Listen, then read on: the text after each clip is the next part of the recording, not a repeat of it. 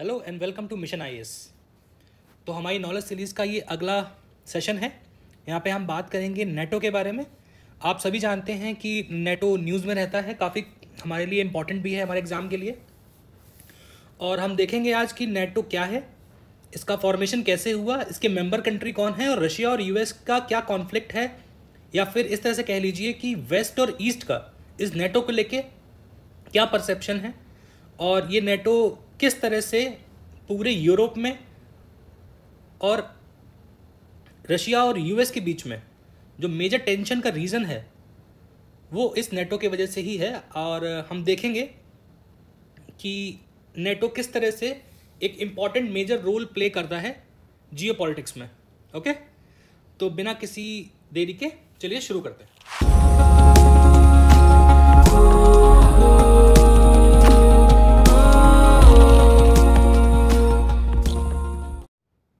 देखिए, NATO was a military alliance, it was a inter governmental military alliance, है ना, founded by the primarily western countries in 1949।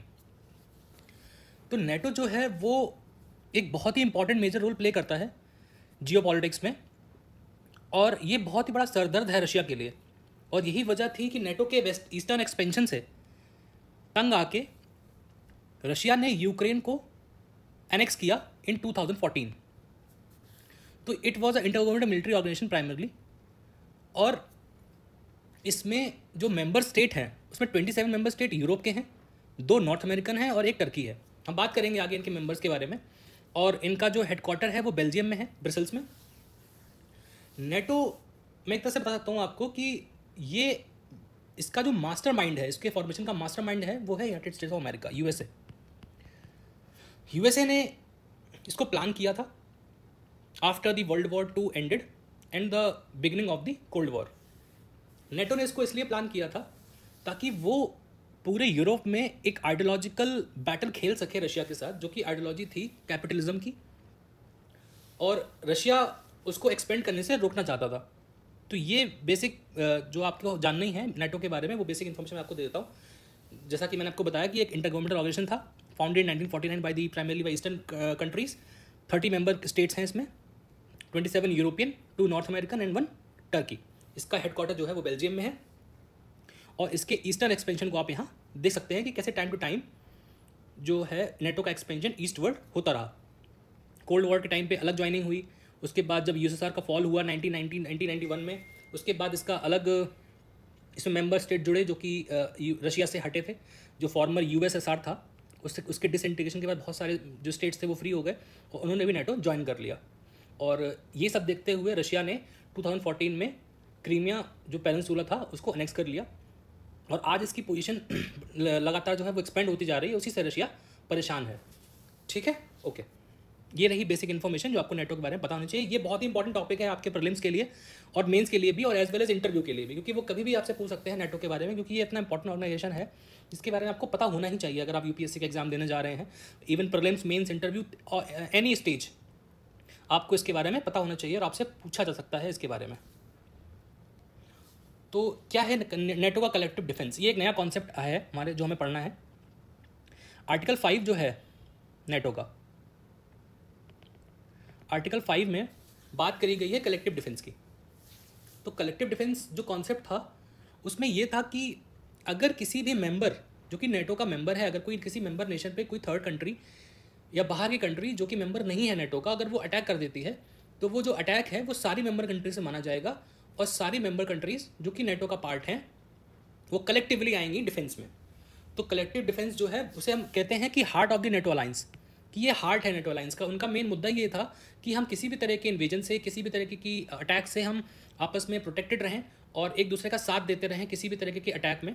तो ये जो collective defence का कॉन्सेप्ट था वो इसमें ऐड किया गया आर्टिकल 5 के थ्रू, और इसमें बताया गया कि the parties agree that the armed attack against one or more than in Europe or North America shall be considered an attack against all of them. जैसा कि मैंने आपको बताया कि कलेक्टिव डिफेंस का मतलब यही हुआ कि अगर किसी भी एक मेंबर पे या एक से ज़्यादा मेंबर पे कहीं थर्ड पार्टी अटैक कर देती है, तो उसका अटैक का मतलब ये माना जाएगा कि पूरे नेटो मेंबर्स पे अटैक हुआ है। तो इसी वजह से वो सारे मेंबर साथ में आके उस अटैक को रोक सकते हैं और उसके खिलाफ एक्शन भी ले सकते हैं। अगला कि if any allies attacked each and every other NATO member will come and to their defence. Clear? तो ये है इसका आर्टिकल 5, जिसको कि वॉशिंगटन डीसी में 4 अप्रैल 1949 को अडॉप्ट किया गया था। I hope you got the concept. इसमें एक चीज़ जानने के लिए आपके पास और भी है कि जो फर्स्ट टाइम जब ये कलेक्टिव डिफेंस का कॉन्सेप्ट जो है वो यूज़ किया गया था, वो किया गया था 9/11 के अटैक में। आप सभी जानते हैं कि यूएस में अटैक हुआ था ट्विन टावर पे, 9/11 का टेररिस्ट अटैक हुआ था। तब उस समय first time, and that was the only time NATO has invoked attack article 5 was in response to the 9/11 terrorist attack. तो वो फर्स्ट एंड ओनली टाइम था जब नेटो ने इस कलेक्टिव डिफेंस का यूज़ किया था, जब 9/11 के अटैक, टेररिस्ट अटैक जो कि थे वो यूएस में हुए थे ट्विन टावर में, आप यहाँ पे देख सकते हैं। ओके, हम जान लेते हैं इसका ओरिजिन और इसके रैशनल क्या है नेटो को बनाने का। तो थोड़ा सा बैकग्राउंड के बारे में जानेंगे इसमें कि नेटो का फॉर्मेशन और उसके पीछे का रैशनल क्या था। मैंने आपको बताया कि वर्ल्ड वॉर 2 जब 1945 में एंड हुआ, उसके बाद एक आइडियोलॉजिकल वॉर स्टार्ट हुआ between the west and the east. West जो था उसको रिप्रेजेंट कर रहा था यूएसए, और जो ईस्ट था, 2 मेजर सुपर पावर थी उस टाइम पे, वेस्ट में यूएस और ईस्ट में यूएसएसआर। ओके, तो जो यूएसए था और उनके जो एलाइज थे, जो वेस्टर्न कंट्रीज थी, वो सपोर्ट कर रही थी डेमोक्रेसी को एंड कैपिटलिज्म को, और जो यूएसएसआर था वो सपोर्ट में था कम्युनिज्म के एंड सोशलिज्म के। तो ये आपको ध्यान रखना है कि मेजर कॉन्फ्लिक्ट यही था कि ideological war turning into a strategic and geopolitical war. Ideology की लड़ाई थी जो कि बाद में जियोपॉलिटिकल लड़ाई में कन्वर्ट हो गई। तो 1945 में जब वर्ल्ड वॉर 2 खत्म हुआ, तो वर्ल्ड वॉर 2 के खत्म होने के तुरंत बाद जो 2 सुपर पावर निकल के आई, वेस्ट में यूएस और ईस्ट में यूएसएसआर, तो यूएस चाहता था कि कैसे भी यूरोपियन कंट्रीज जो हैं वो यूएस के इन्फ्लुएंस में आ जाएं और हम वहाँ पे कैपिटलिज्म को बढ़ावा दे पाएँ। रशिया इसके अपोजिट चाहता था, यूएसएसआर, उस समय का यूएसएसआर इसके अपोजिट डिमांड कर रहा था। वो चाह रहा था कि जो ईस्टर्न हमारा जो हिस्सा है ईस्टर्न यूरोप का, वो हमारे इन्फ्लुएंस में आए और कम्युनिज्म और सोशलिज्म को बढ़ावा दे। इसीलिए 1945 के तुरंत बाद एक और नया वॉर हम देखते हैं जो है कोल्ड वॉर, जो कि कोल्ड वॉर था वेस्ट और ईस्ट के बीच में, मेजरली यूएस और यूएसएसआर के बीच में। देखिए, बैकग्राउंड जानना बहुत ज़रूरी है, क्योंकि अगर आप बैकग्राउंड नहीं जानेंगे तो आपको ज़्यादा कुछ चीज़ें समझ में नहीं आएंगी, फिर आप रटेंगे जो कि आपके किसी काम का नहीं, क्योंकि आपको मेंस में आंसर भी लिखना होगा, और मेंस का आंसर आप ऐसे ही लिख पाएंगे जब आपके पास कॉन्सेप्चुअल क्लैरिटी होगी उस चीज़ को लेके। ओके, तो वर्ल्ड वॉर 2 में क्या हुआ कि जो पूरा यूरोप था, आप जानते हैं कि यूरोप में 2 लड़ाई लड़ी गई, मेजरली यूरोप ही उसका हिस्सा था वर्ल्ड वॉर 1 और वर्ल्ड वॉर 2 में। तो Europe was completely destroyed after world war 2, और वर्ल्ड वॉर 2 के ख़त्म होने के बाद जब यूरोप में कुछ नहीं बचा, तो यूएस ने एक नया प्लान जो था उसको आगे लेके आया यूएस, और इस प्लान का मेन जो काम था वो ये था कि कैसे भी हम जो यूरोपियन कंट्रीज़ हैं उनको अपने इन्फ्लुएंस में ले आएँ और वो हमारा हिस्सा बन जाए। तो उस समय जो प्लान था यूएस का, उन्होंने एक नया प्लान निकाला, उसका नाम था मार्शल प्लान। इस मार्शल प्लान के तहत जो भी इकोनॉमिक हेल्प चाहिए थी कंट्रीज़ को, वेस्टर्न कंट्री, जो वेस्टर्न यूरोप था या ईस्टर्न यूरोप था, जो यूरोपियन का पूरा जो यूरोप था, उसको में जो भी मेंबर इकोनॉमिक हेल्प चाहता था वो यूएस से इस मार्शल प्लान के तहत ले सकता था। तो जो यूएसएसआर था उसने तो डिक्लाइन कर दिया कि भाई हम तो पार्टिसिपेट करेंगे तुम्हारे मार्शल प्लान में, हमें तुम्हारी कोई ज़रूरत नहीं है, और तुम्हारी तो राइवलरी है, तो हम तुमसे ये मार्शल प्लान हम तुम्हारा एक्सेप्ट नहीं कर सकते। और उन्हें बहुत सारी जो ईस्टर्न यूरोपियन कंट्रीज़ थी, स्टेट्स थी, उनके इन्फ्लुएंस में उस समय यूएसएसआर के इन्फ्लुएंस जो कंट्रीज़ थी, आप जानते हैं यूएसएसआर बहुत बड़ा एक कंट्री था, बहुत सारे जो ईस्टर्न यूरोप के मेंबर्स कंट्रीज आज आप देख रहे हैं वो सारी कभी ना कभी यूएसएसआर का हिस्सा हुआ करती थी। तो यूएसएसआर ने उस समय उनको भी मना किया कि आप इस मार्शल प्लान को एक्सेप्ट मत करो, और उन्होंने डिस्करेज किया कि ईस्टर्न यूरोपियन स्टेट्स को कि आप इस मार्शल प्लान के साथ मत जाइए और उनके स्फीयर और इन्फ्लुएंस मत आइए, और अमेरिका से किसी भी तरह की इकोनॉमिक असिस्टेंस आप मत लीजिए। तो इसी को ध्यान में रखते हुए NATO was established during the Cold War, just after the World War II ended, and in response to the threat posed by the Soviet Union and the prevent the westward expansion of the communist USSR. आप समझ गए होंगे कि वो चाहते थे expansion, USSR चाहता था एक्सपेंशन कि जो ईस्टर्न यूरोप है उससे हम वेस्टर्न यूरोप की तरफ चलें, जबकि US चाहता था कि इनका एक्सपेंशन रोका जाए और कम्युनिज्म और सोशलिज्म का जो कॉन्सेप्ट है, जो आइडियोलॉजी है, वो कैसे भी हमें प्रिवेंट करनी है और इस तरफ उनको नहीं आने देना है। इसीलिए आपने कॉन्सेप्ट सुना होगा आगे, आयरन कर्टेन का कॉन्सेप्ट। तो आयरन कर्टेन का कॉन्सेप्ट वही था कि जर्मनी, जो ईस्ट जर्मनी और वेस्ट जर्मनी था ना, वहाँ पे उन्होंने आयरन कर्टेन लगाने की कोशिश करी। उन्होंने कहा कि इसके आगे हम नहीं एक्सपेंड होने देंगे, जो कि यहाँ से वेस्टर्न यूरोप स्टार्ट हो जाता है। तो ये बेसिकली ओरिजिन है और नेटो के फॉर्मेशन का एक रैशनल है कि नेटो इसीलिए फॉर्म किया गया कि वो कैसे ना कैसे इनका एक्सपेंशन जो वेस्टवर्ड हो रहा था USSR का, उसको रोका जा सके और उनके इन्फ्लुएंस में आने से हम रोक सकें यूरोपियन कंट्रीज़ को। ओके, तो इस तरह से नेटो जो है वो एग्जिस्टेंस में आया। नॉर्थ अटलांटिक ट्रीटी थी, वो साइन की गई UN के बाहर, और एक कलेक्टिव डिफेंस को लेके इसका फॉर्मेशन किया गया नेटो का। और UN से बाहर रह के US ने इसका फॉर्मेशन किया नेटो का, और नॉर्थ अटलांटिक ट्रीटी है वो 1949 में साइन की गई, जिसके बाद नेटो का फॉर्मेशन स्टार्ट हुआ। तो एक्सपेंशन ऑफ नेटो हम देख लेते हैं। 1949 में मैंने आपको बताया कि the north Atlantic treaty was signed 1949 में, और स्टार्टिंग में जो इसके 12 मेंबर थे 1949 में, इसके टोटल 12 मेंबर थे स्टार्टिंग में। वो कौन कौन से 12 मेंबर थे यहाँ पे देख लीजिए आप। Belgium, Denmark, France, Iceland, Italy, Canada और Netherland, Norway, Portugal, UK and United States. तो ये 12 मेंबर थे इनिशियली इसके, और धीरे धीरे इसका एक्सपेंशन आगे होता गया, है ना। तो European countries membership by year. तो आप ये देख सकते हैं यहाँ पे। और 1952 से 1990 तक बहुत सारी और भी कंट्रीज़ थी जो कि इसमें शामिल हुई। इसमें ग्रीस, टर्की, जर्मनी और स्पेन भी था। उन्होंने भी इसको ज्वाइन कर लिया नेटो को।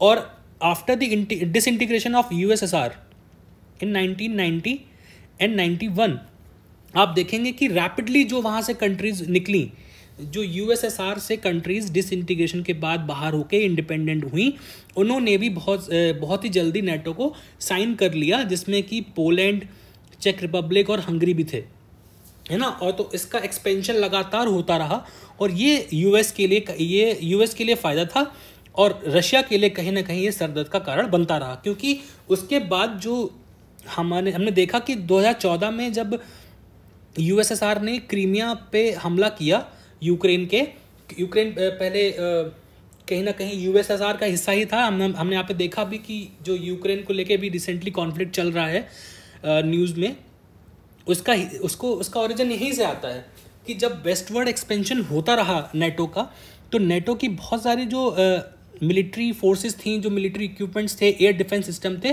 वो कहीं ना कहीं रशिया के बॉर्डर पे उन्होंने लगा दिए और रशिया पे नज़र रखने लगे।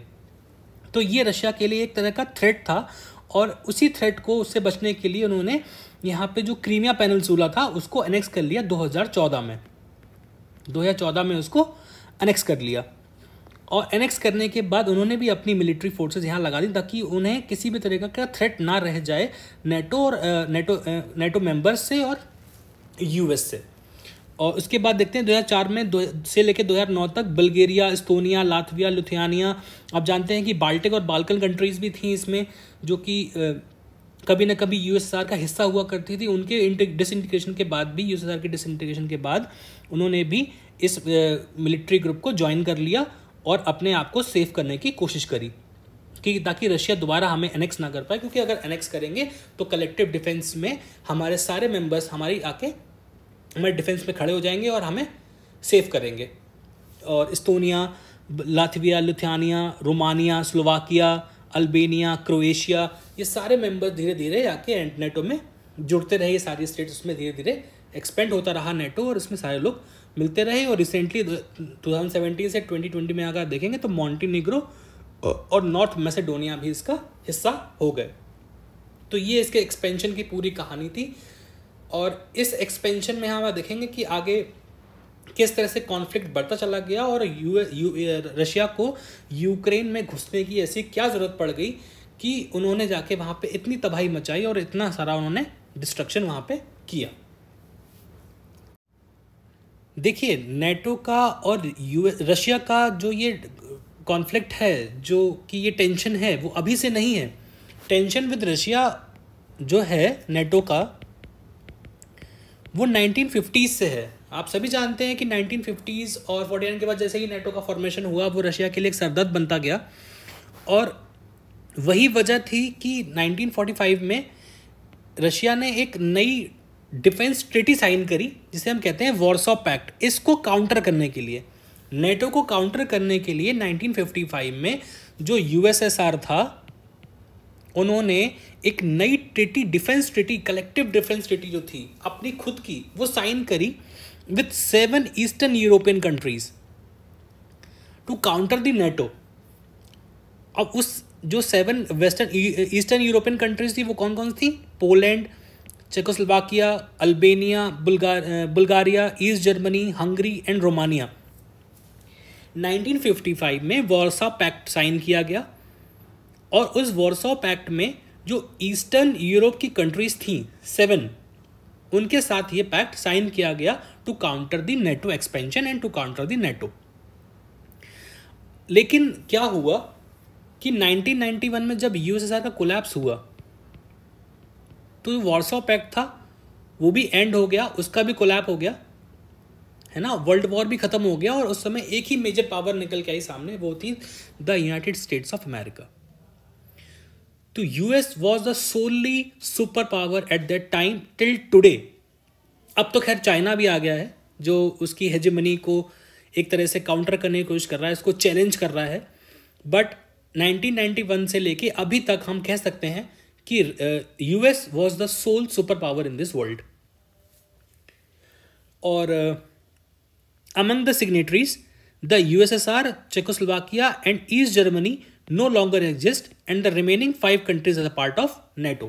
आप जानते हैं कि 1991 के बाद जब ये कोलैप्स हुआ यूएसएसआर का, तो जो वॉर्सॉ पैक्ट था वो भी खत्म हो गया। ईस्ट जर्मनी नाम की कोई चीज़ नहीं बची, चेकोस्लोवाकिया का कोई कंट्री नहीं बचा, और जो बचे 5 इसमें थे वो सारे आज नेटो का पार्ट है। और उसी समय जब ये हुआ ना, जब ये साइन हुआ 1955 में वॉर्सॉ पैक्ट, तो आपने एक नए कॉन्सेप्ट, जो कि मैंने आपको पहले ही बताया कि आयरन कर्टेन का जो था कॉन्सेप्ट, वो स्टार्ट हुआ। आयरन कर्टेन में क्या था कि ईस्ट जर्मनी में उन्होंने एक आयरन कर्टेन, एक आप कह सकते हैं कि इमेजिनरी एक वॉल खींच दी कि इसके उधर जो है वो वेस्ट यूरोप है और उसके इधर जो है वो यूएसएसआर का पार्ट है, जो कि ईस्टर्न यूरोप है। तो वो जाके आयरन कर्टेन की जो फिलॉसफी थी हमारे सामने वहाँ से निकल के आती है। उन्होंने जो बॉर्डर थे, ईस्टर्न यूरोप का जो बॉर्डर था, वहाँ पे यूएसएसआर ने अपनी आर्मी लगा दी, अपने जो कि वेपन्स थे वो वहाँ डिप्लॉय कर दिए, ताकि वो नेटो और यूएस से अपने आप को बचा सकें। और उन पे जो नज़र रखी जा रही थी नेटो के थ्रू, उसका भी वो कहीं ना कहीं उसको काउंटर कर सकें। ओके, तो ये जो रशिया के बीच में टेंशन है सर, अभी से नहीं है। आपको समझना पड़ेगा कि रशिया और जो नेटो और यूएस के बीच में टेंशन है वो स्टार्टिंग से ही चली आ रही है।